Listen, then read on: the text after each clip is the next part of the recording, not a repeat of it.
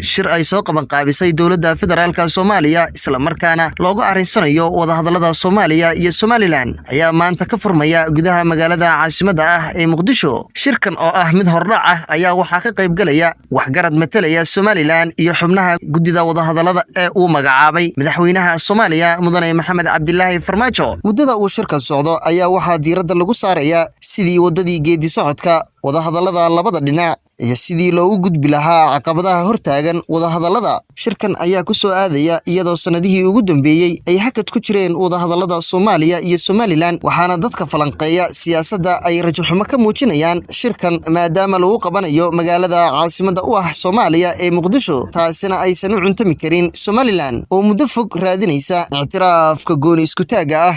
Dhinaca kale, xildhibaan Xuseen Carab Ciise oo ka soo jeeda gobolada Waqooyi isla markaana ka tirsan golaha shacabka ayaa ku eedeeyay dowladda federaalka Soomaaliya in ay ka gaabisay wadahadallada labada geesoodka ee u dhaxeeya Soomaaliya iyo Somaliland. Xildhibaanka ayaa sheegay in dowladda madaxweyne Maxamed Cabdilaahi Farmaajo aysan samayn dadaaladii loogu baahnaa ee geedi socodka wadahadalladaasi. Sidoo kale wuxuu xildhibaan Xuseen Carab Ciise xusay in deeqaha beesha caalamka laga helo la siyaasadeeyay qoondada Somaliland, taasina ay tahay caqabad kale. Ugu dambeyntii, xildhibaan Xuseen Carab Ciise waxa uu ugu baaqay dowladda federaalka Soomaaliya in ay daacadnimo ku socoto si loogu miro dhaliyo dadaalada haatan socota.